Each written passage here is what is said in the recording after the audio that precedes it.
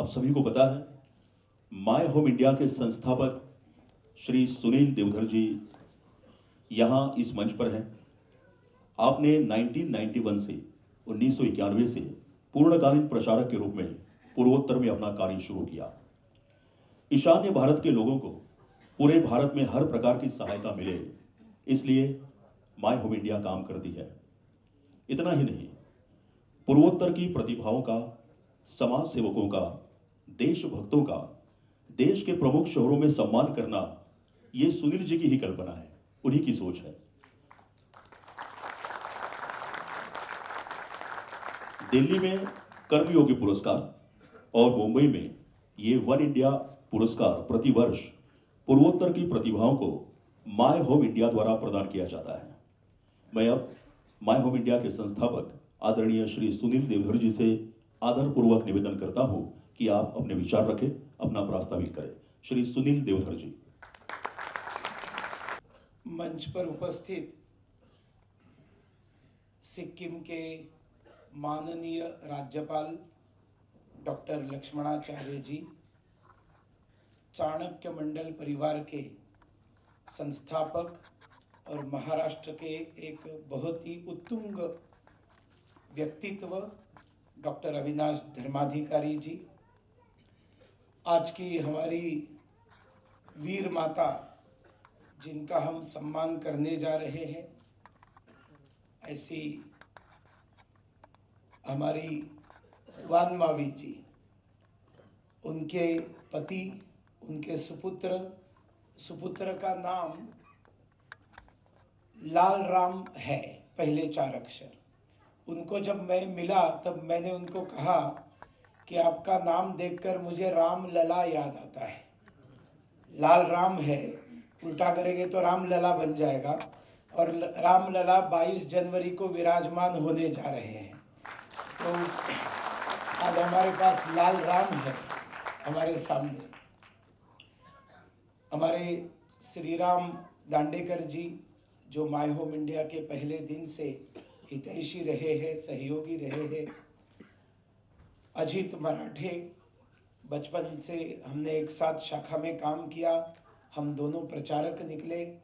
प्रचारक वापस आने के बाद उन्होंने अपनी गृह निर्माण की, स्वयं की कंपनी शुरू की, बहुत अच्छी उन्नति कर ली, और स्वाभाविक था कि सामाजिक कार्यों में योगदान देना, एक स्वयंसेवक के नाते बहुत सारे काम किए। अब राष्ट्रीय स्वयंसेवक संघ की महाराष्ट्र प्रांत की सेवा कार्य करने वाली जो जन कल्याण समिति है, उसके हाल ही में अजीत मराठे जी अध्यक्ष चुने गए हैं, और डॉक्टर हरीश शेट्टी हमारे माय होम इंडिया के अध्यक्ष हैं। मैं उल्लेख करना चाहूँगा, आज हमारे सामने बहुत सारे मान्यवर बैठे हुए हैं, सभी का नाम तो मैं नहीं ले पाऊँगा, लेकिन मुझे बहुत हर्ष है कि आज पद्मश्री रमेश पतंगे जी हमारे कार्यक्रम में हैं, जो सामने बैठे हुए हैं। और हमारे यहाँ बहुत सारे अंधेरी पूर्व के स्वयंसेवक हैं जो इस कार्यक्रम में हैं। जहाँ हमने संघ की शाखा शुरू की, वो पतंगे टेलर्स के बाजू के मैदान से ही शुरू की। वहीं से हम सबकी ये भारत माता के प्रति समर्पित होने की जो यात्रा है सभी स्वयंसेवकों की, वो पतंगे टेलर्स के बाजू वाले मैदान से ही चालू हुई, और वहाँ पर पहले शिक्षक भी वही रहे हैं, और तब से आज तक पद्मश्री रमेश पतंगे, ये उनके जीवन का एक बहुत ही प्रेरणादायी ऐसा प्रवास है। हमारे सामने ही मराठी फिल्मों के एक लीजेंड, एक महान दिग्दर्शक राज दत्त जी भी बैठे हुए हैं, माय होम इंडिया के कार्यक्रमों में आते रहते हैं। आयु 90 साल से अधिक है, और अभी भी उनको बताएं कि आपको एक एमएटी दी जाएगी पुरानी, तो बोलेंगे मैं यहाँ से पुणे चला जाऊँगा।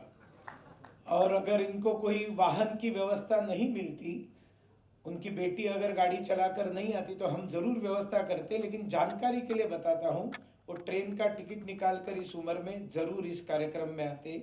ऐसे ज़मीन से जुड़े हुए लेकिन अनेक कलाकारों को नाना पाटेकर जैसे जिन्होंने आसमान तक पहुंचा दिया, ऐसे राजदत्त जी हमारे सामने बैठे। साथियों, महामहिम जी का जो विमान है वो थोड़ा विलंब से आ गया, क्योंकि आजकल आसमान में उड़ने वाले विमानों की संख्या भी बढ़ गई है, जमीन पर दौड़ने वाली गाड़ियों की संख्या भी बहुत बढ़ रही है और मेरा देश बदल रहा है। तो जैसे जमीन पर ट्रैफिक होता है वैसे आसमान में भी ट्रैफिक बढ़ गया है। तो आसमान के ट्रैफिक के कारण, देरी से लैंड होने के कारण हमारे माननीय डॉक्टर लक्ष्मणाचार्य जी को विलंब हुआ, इसलिए और आप सब लोगों को कार्यक्रम को विलंब से प्रारंभ करने के लिए मैं क्षमा चाहता हूँ। विलंब से शुरू हुआ इसलिए मैं इसको समय पर ख़त्म करने वाला नहीं हूँ और आप सभी से निवेदन है कि कार्यक्रम के अंतिम क्षण तक एक प्रोटोकॉल है कि माननीय राज्यपाल महोदय जब आते हैं तब राष्ट्रगीत का गायन होता है और उनके जाने से पहले भी राष्ट्रगीत का गायन होता है। वो होने के पश्चात ही हम सभी सभागार को छोड़ेंगे। वन इंडिया अवार्ड का ये 13वां अध्याय है। यही वो मंच है कि जहां पर एक एक ऐसे पूर्वोत्तर भारत के, नॉर्थ ईस्ट के छुपे हुए रत्नों को हमने यहाँ पर वन इंडिया अवार्ड से सम्मानित किया है। उनका सम्मान क्या है? उनको सम्मानित करने के कारण वन इंडिया अवार्ड को खुद को सम्मान प्राप्त हो गया है। इनके कारण वन इंडिया अवार्ड की प्रतिष्ठा बढ़ती है। ऐसे एक से एक लोग यहाँ पर, महान लोग यहाँ पर आकर हम सब लोगों को दर्शन देकर गए। मैं 2 यादें दिलाऊंगा आपको, क्योंकि 13 अवार्ड हुए, उसमें अगर हमारे एक नाबाम अतुम जी को जो हमने अवार्ड दिया था वो रविंद्र नाट्य मंदिर में दिया था, सभागार थोड़ा बड़ा लिया था क्योंकि तत्कालीन गुजरात के मुख्यमंत्री नरेंद्र मोदी जी आने वाले थे और वो 2012 में हुआ था। एक MC मेरी कॉम को अवार्ड देना था, सुषमा स्वराज जी आने वाली थी लेकिन वो नहीं आ सकी, तो उस समय नितिन गडकरी जी आए थे तो रंग शारदा में कार्यक्रम हुआ था। सबसे पहला अवार्ड हमने जब दिया था तब वो हमारी जो यशवंत भवन का जो सभागार है उसमें हमने अवार्ड किया था। बाकी सारे अवार्ड्स वीर सावरकर सभागृह में ही हुए हैं और इसीलिए 2 अवार्ड्स को मैं याद दिलाऊंगा। त्रिपुरा में आतंकवाद चरम सीमा पर था। पहले आतंकवादी लोगों से पैसा ऐंठते थे, बाहर से आकर रहे हुए लोगों को, कि आप हमारा शोषण कर रहे हो, हमें टैक्स दो नहीं तो मार डालेंगे। जब पैसे की लालच बढ़ जाती है तब आतंकवादियों ने स्वजनों को भी टैक्स देने के लिए बताया कि हम तो रॉबिन हुड जैसे हैं, आपके लिए हम लड़ाई कर रहे हैं, हम अपना खून बहा रहे हैं, तो हमें हमारे चरितार्थ के लिए टैक्स देना ये आपकी जवाबदारी है, जिम्मेवारी है। और इसलिए सामान्य लोगों से भी टैक्स लेना शुरू किया। 13 जनजातियां प्रमुखता से त्रिपुरा में, उसमें एक जमातिया जनजाति थी, उसके विक्रम बहादुर जमातिया समाज के अध्यक्ष थे। उन्होंने समाज को बिठाया और बताया नहीं हम टैक्स नहीं देंगे, और सारे जनजाति ने विद्रोह किया, आतंकवादियों को बताया हम टैक्स नहीं देंगे। आतंकवादियों ने 19 युवाओं को किडनैप करके एक जगह पर रख दिया और धमकी दी कि फलाने तारीख तक अगर आप हमें टैक्स देना चालू नहीं करेंगे तो हम इन 19 युवाओं को मार डालेंगे। विक्रम बहादुर जमातिया ने सभी समाज के लोगों को बैठाकर कहा क्या हम झुकेंगे इनके सामने? उन्होंने कहा नहीं झुकेंगे। 19 युवाओं का बलिदान देने के लिए तैयार हो आप? बिल्कुल तैयार है, क्योंकि वो आतंकवादी जबरन ईसाई भी बनाते थे, ईसाई न बनने पर गोलियों से मार डालते थे, ऐसी परिस्थिति थी। तब विक्रम बहादुर जमातिया ने धमकी दी आतंकवादियों को कि आपने बताए हुए तारीख से 2 दिन पहले अगर हमारे 19 युवा वापस नहीं आए तो हम सारे लोग घर से निकलेंगे, बंदूकें, तीर, कमचे, जो भी अपने हाथ में लाठी डंडा मिलेगा वो लेकर, हमें आपके ठिकाने मालूम है, हम आपको आकर तबाह करके रखेंगे, हमारे बच्चों का बलिदान हम देंगे लेकिन हम आपके सामने झुकेंगे नहीं। 2 दिन पहले आतंकवादियों ने 19 युवाओं को वापस लाकर लौटा दिया। हौसला बढ़ गया पूर्वोत्तर के सारे जनजातीय समाजों का कि इस तरह से आतंकवादियों को हम टैक्स देना बंद कर सकते हैं, उनकी दादागिरी से हम छुटकारा पा सकते हैं। और अलग अलग राज्यों में आवाजें उठने लगी आतंकवाद के खिलाफ। बाद में आतंकवादियों ने विक्रम बहादुर का सर लेकर आने के लिए 5 लाख रुपए का इनाम घोषित किया। आमतौर पर यह होता है कि आतंकवादी को पकड़ के लाने के लिए इनाम दिया जाता है। यहां आतंकवादियों के साथ टक्कर देने वाले एक सामान्य नागरिक को पकड़कर लाने वाले या उसका मुंड धड़ से अलग करके लाने वाले को 5 लाख रुपए का इनाम उस जमाने में ये एनएलएफटी ने डिक्लेयर किया। बताने का मुद्दा यह है, दुनिया में आतंकवाद है, आतंकवाद के साथ आर्मी लड़ती है। लेकिन अगर दुनिया में कोई एकमात्र उदाहरण है कि आतंकवाद त्रिपुरा का जो समाप्त हुआ है, तो वो कम्युनिस्ट गवर्नमेंट के कारण समाप्त नहीं हुआ है। माणिक सरकार का कोई क्रेडिट नहीं था, ये क्रेडिट विक्रम बहादुर जमातिया का था। उनको कोई पुरस्कार नहीं मिला था। माय होम इंडिया ने मुंबई में बुलाकर इसी मंच पर विक्रम बहादुर जमातिया को हमने पुरस्कृत किया। और मुझे आपको बताने में हर्ष हो रहा है कि 2 वर्ष पहले प्रधानमंत्री नरेंद्र मोदी जी ने विक्रम बहादुर जमातिया जी को पद्मश्री से पुरस्कृत किया। बिरूबाला राभा जी को विच हंटिंग में उनके परिवार वालों ने मारने की कोशिश की। चुड़ैल बोलकर, डायन बोलकर, चेटकिंड म्हणून उसको मारने की कोशिश की। उसने अपनी जान बचाई। 7वीं पास थी बिरूबाला, बाहर निकली और उसने तय किया कि यह गलत प्रथा है, इसको मैं बंद करूंगी। 100 महिलाओं की जान बचाई। हमने बिरूबाला राभा को, जो विच हंटिंग के खिलाफ इतना बड़ा काम ग्वालपाड़ा जिले में राभा जनजाति में जिन्होंने किया, हमने इसी मंच के ऊपर उनको पुरस्कृत किया। पुरस्कार देने के लिए हमने सिंधुताई सपकाळ जी को बुलाया था। 2 महिलाओं का दिव्य कार्यक्रम इस सभागार ने देखा है। 2 साल पहले बिरूबाला राभा जी को फोन आया, राष्ट्रपति भवन से फोन है। बिरूबाला जी को बताया कि आपको पद्मश्री से नवाजा जा रहा है। उनको समझ में नहीं आया क्या उन्होंने फोन दिया किसी को अलग साउथों की फोना से। तो एक नौजवान ने वो फोन देखा, सुना और बताया बिरूबाला जी आपको पद्मश्री मिल रहा है। उन्होंने कहा ये क्या होता है? तो उन्होंने बताया ऐसा ऐसा पुरस्कार है। बोले मुझे क्यों दे रहे? मतलब समाज में छुपे हुए लोगों को, जो अपने प्रोफाइल लेकर कहीं घूमे नहीं दुनिया में, प्रोफाइल के नीचे नोटों की गड्डियां नहीं रखी और कभी प्रोफाइल बनाया भी नहीं और पुरस्कार के लिए कार्य ही नहीं किया, कुछ करने के लिए कुछ किया, कुछ बनने के लिए कुछ नहीं किया, ऐसे लोगों को ढूंढ ढूंढ कर गए 10 वर्षों में प्रधानमंत्री नरेंद्र मोदी जी ने पद्म पुरस्कारों को पीपल्स पद्म बनाकर दिखाया, जनता का पद्म बनाकर दिखाया। उसमें ही हमारे रमेश पतंगे जी को भी पद्म मिला हुआ है। भिक्खूजी इदाते जी को, दादा इदाते जी को भी पद्म पुरस्कार मिला।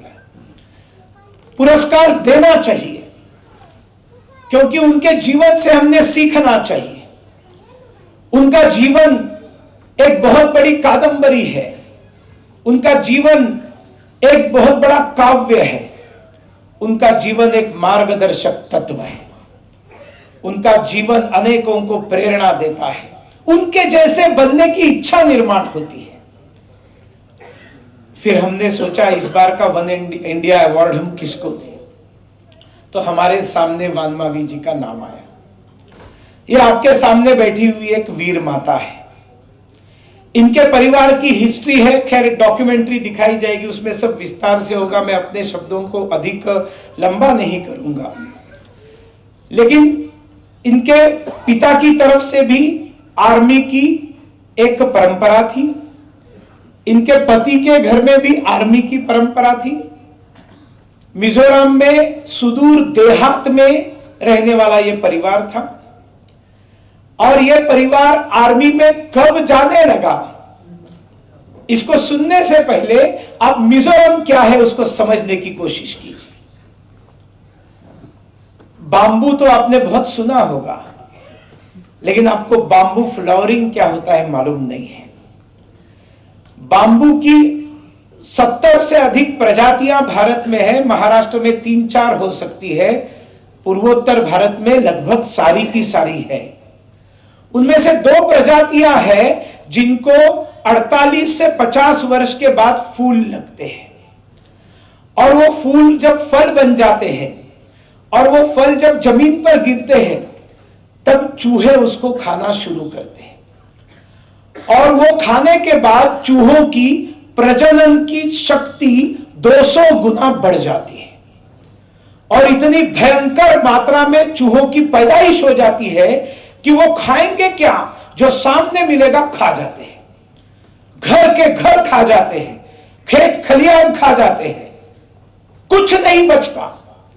ऐसा अकाल जिसके बारे में आपने सोचा ही नहीं होगा, आज पहली बार आपने ये सुना होगा, ऐसा अकाल पड़ जाता है, लोगों को खाने के लिए कुछ बचता नहीं है। और ये मिजोरम में स्वाधीन भारत में पहली बार 1959 में हुआ। उस समय तो भारत स्वाधीन हुआ था, ज्यादा वर्ष नहीं हुए थे। अरे इंफ्रास्ट्रक्चर पूर्वोत्तर भारत का पहले अगर किसी ने सोचा बनाना चाहिए तो वो श्रद्धेय भारत रत्न अटल बिहारी वाजपेयी जी ने सोचा कि जो उनका स्वर्ण चतुर्भुज की कल्पना थी उसको उन्होंने सिलचर से प्रारंभ किया, पूर्वोत्तर से प्रारंभ किया। इससे पहले जो 6 दशकों तक एक परिवार का कुशासन इस देश पर रहा, चेक से पैसे जाते थे, कैश से वापस आ जाते थे। पूर्वोत्तर में कोई इंफ्रास्ट्रक्चर नहीं बना। ऐसी परिस्थिति में आपको अगर मिजोरम जाना है सिलचर से, एक ही सड़क, और वो सड़क भी इतनी दुर्गम कि गेट सिस्टम है, इतना छोटा रास्ता है, एक तरफ खाई है, एक तरफ से गाड़ियां आएंगी, रुकेगी, सामने से कन्वाय आ जाएगा गाड़ियों का, वो पूरा होने के बाद यहां से गेट खुलेगा, वहां बंद होगा, क्योंकि एक समय एक ही गाड़ी जा सकती है। ऐसे समय पंडित नेहरू को पता ही नहीं था कि बांबू फ्लावरिंग से मिजोरम में कोई अकाल वकाल पड़ा है। लोग मरने लगे, भयंकर अवस्था मिजोरम की हो गई। चर्च एक्टिव हो गया, उन्होंने बताना शुरू किया, देखिए भारत ने आपको मरने के लिए छोड़ दिया, आपके लिए खाना तो जीसस क्राइस्ट लेकर आया है। और वहां पर बाद में जो सरकारी रसद पहुंची उनको भी गुंडों ने लूट लिया और उसी को वही बताकर बांटना चालू कर दिया। और 1959 के बाद में 26 साल तक, 26 इयर्स, मिजोरम में भारत एक गाली थी, इंडिया एक गाली थी, इंडिया के नाम से नफरत थी।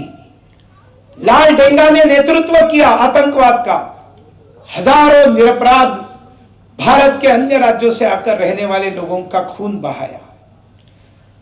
ये जब हो रहा था तब हमारे जो सामने बैठे हुए लोग हैं उनके बाप दादा जो थे वो आतंकवाद में नहीं थे, इंडिया को गाली देने वाले में नहीं थे, वो भारतीय सेना में काम कर रहे थे।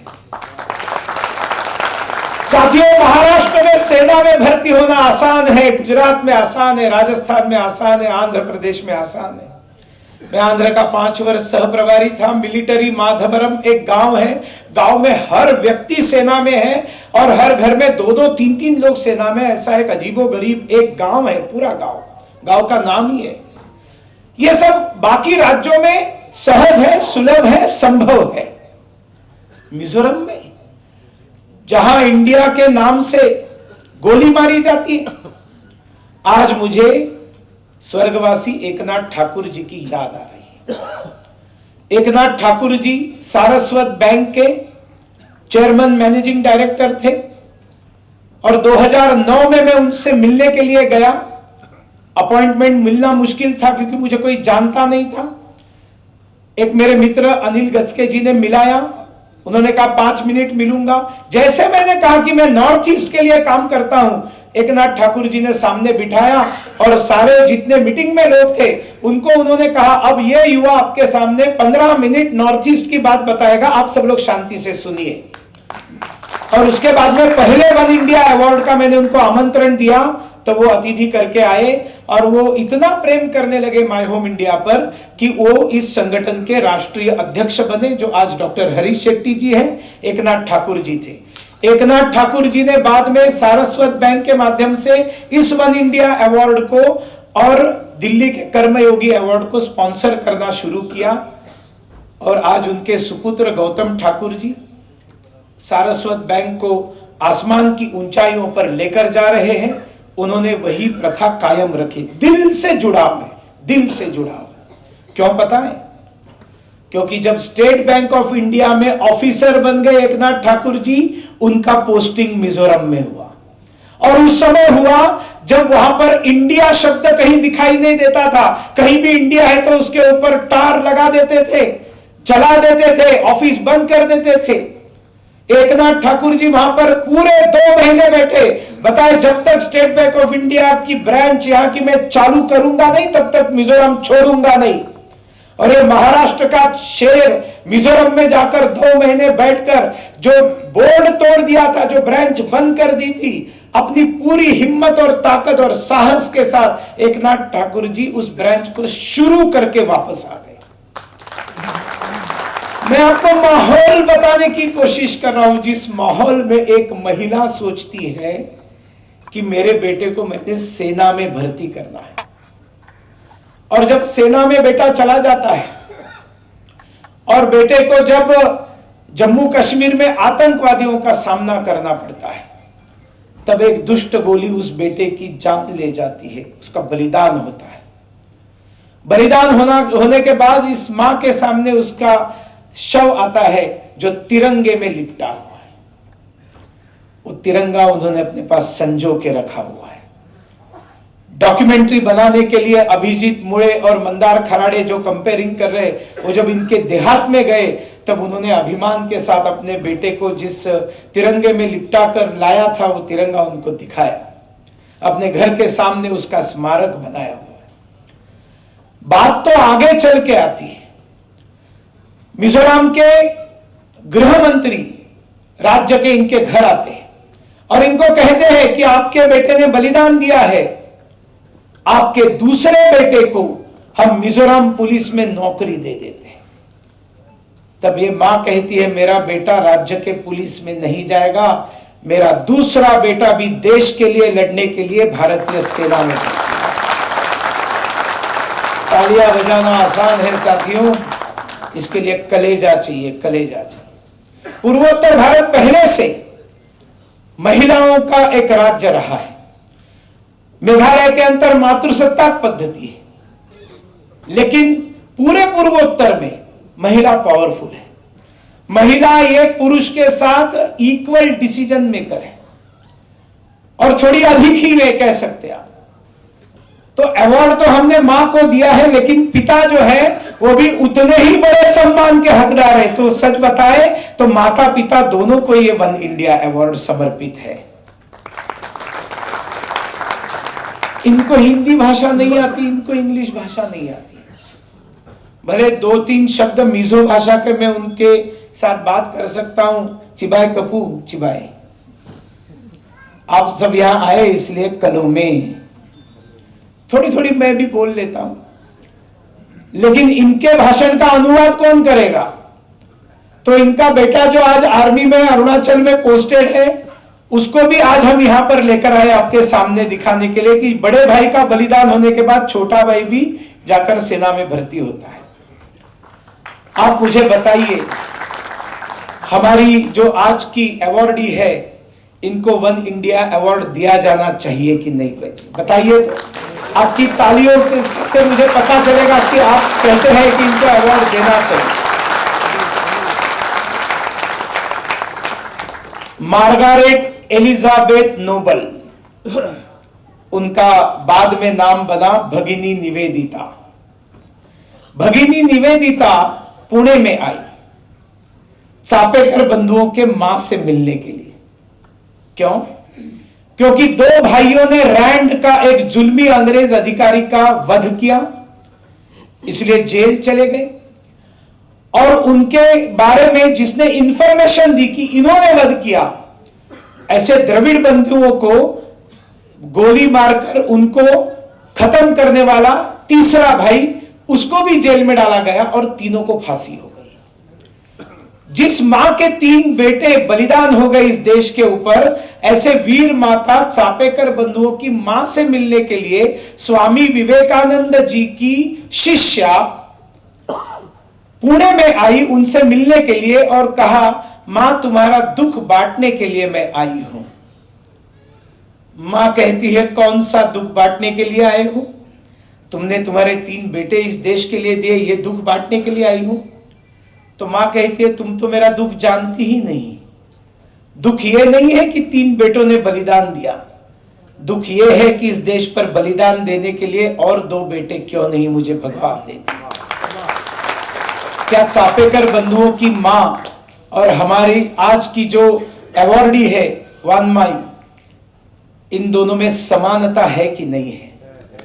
यह समानता इसलिए है कि जिस महाराष्ट्र को छत्रपति शिवाजी महाराज का इतिहास प्राप्त है, जिस महाराष्ट्र को अनेक संतों की परंपरा प्राप्त है, जहां धर्मवीर छत्रपति संभाजी महाराज का बलिदान है, जहां राजमाता जिजाऊ जैसी मल्टी टैलेंटेड पर्सनैलिटी है, जहां पर लोकमान्य बाल गंगाधर तिलक हुए हैं, डॉक्टर बाबा साहेब अंबेडकर हुए हैं, शाहू जी महाराज हुए हैं, संत गाडगे बाबा हुए हैं, जहां स्वातंत्र वीर सावरकर हुए हैं, ऐसे महाराष्ट्र के कोने कोने को, कण कण को देशभक्ति, समाज के लिए समर्पण, बलिदान के संस्कारों से सींचा गया है। वहां पर अगर महिला ये सोचती है तो स्वाभाविक है, जहां पर इंडिया बोलने के बाद गोली मारी जाती है, वहां पर इंडिया के लिए गोली खाने वाला ये परिवार पूज्य है। और आज पश्चिम के तट पर पूर्वोत्तर के इस परिवार का हृदय से हम सब लोगों ने स्वागत करना चाहिए। और कुछ मैं नहीं कहूंगा, क्योंकि हमारे सामने अविनाश धर्माधिकारी जी, शायद मेरे बाद उनको आपको सुनना है, YouTube पर उनको सुनिए, रोंगटे खड़े हो जाएंगे। कितना अभ्यास है। डॉक्टर बाबा साहेब अंबेडकर सही माने में सुनने हैं, आप अविनाश जी से सुनिए। आपको सावरकर सुनने हैं सही माने में, उनसे सुनिए। महात्मा गांधी क्या है सुनना है आपको, उनसे सुनिए। छत्रपति शिवाजी महाराज सुनने, उनसे सुनिए। और ना जाने कितने व्याख्यान युवाओं को प्रेरणा देकर 1948 में पूजनीय गुरुजी को अप्पा पेंडसे जी, जो संघ के प्रचारक थे, उन्होंने कहा कि अभी हमने ब्यूरोक्रेट्स निर्माण करने के लिए स्कूल का निर्माण करना चाहिए, देश स्वाधीन हो गया है, देश को ब्यूरोक्रेट्स चलाएंगे। हम ऐसी शाखा चालू करें जिसमें टैलेंटेड बच्चों को हम देशभक्ति, राष्ट्रवाद, समर्पण सिखाएं और उसमें से ब्यूरोक्रेट्स बने, देशभक्त ब्यूरोक्रेट्स बने, देश वो चलाएंगे। गुरुजी ने कहा तुम्हारी अगर ये इच्छा है तो तुम शुरू करो, मैं शाखा ही चलाऊंगा।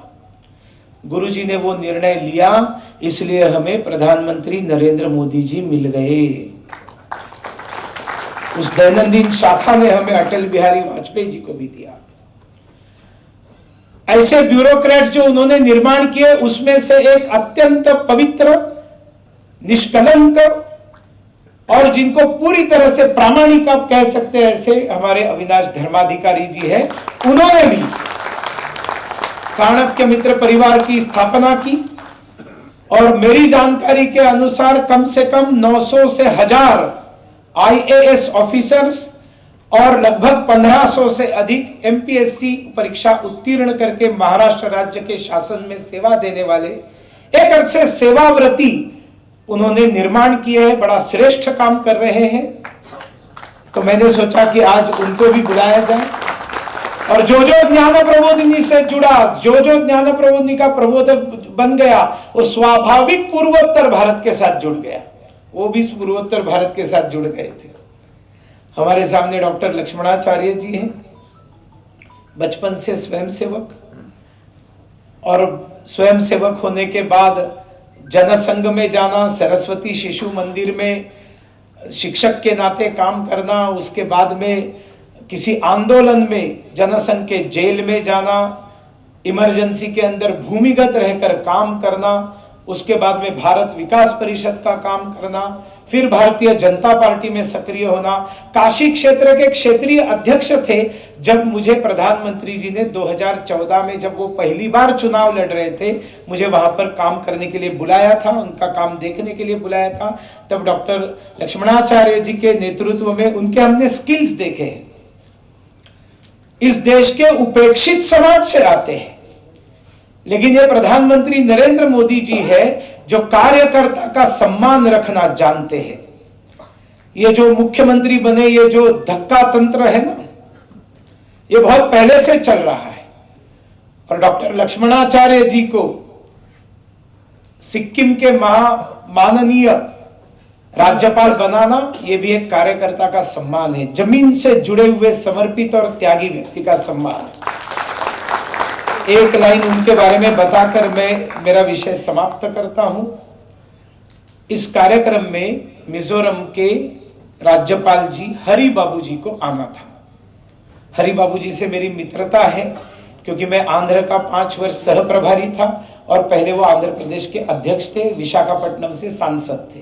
बड़ा आसान था, मैंने हरि बाबू जी को सारा बताया और मैं आता हूं। नई बनी हुई विधानसभा का अचानक आज पहला सत्र आ गया और बिल्कुल 3 दिन पहले हमें खबर मिली कि वो नहीं आ रहे। अब मैं संकट में पड़ गया, अब मैं क्या करूं। मुझे तुरंत हनुमान को संकट आ गया तो लक्ष्मण की याद आ गई और मैंने लक्ष्मणाचार्य जी को फोन किया। मैंने कहा भाई साहब, मेरी इज्जत का सवाल है, अगर यहां पर कोई बड़ा व्यक्ति न आए, क्योंकि अवार्ड देने के लिए भी कोई बड़ा व्यक्ति आना चाहिए, पद से भी बड़ा होना चाहिए, कद से भी बड़ा होना चाहिए, ये दोनों चीजें आप में है।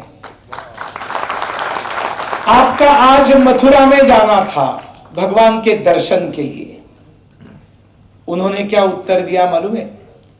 इस प्रकार के कार्यक्रम में आयोजन में आना ये भगवान के पूजा के समान है। मेरा कृष्ण समझ लेगा मैं यहां पर आता हूं और एक दिन की नोटिस में अगर इस देश के अंदर कोई माननीय राज्यपाल आमंत्रण को स्वीकार करके ऐसे कार्यक्रम में आता है तो वो संघ का स्वयंसेवक समर्पित कार्यकर्ता जो है वो हो सकता है। मैं लक्ष्मणाचार्य जी आपको प्रणाम करता हूं और मैं आप सबसे विदा लेता हूं। भारत माता की जय।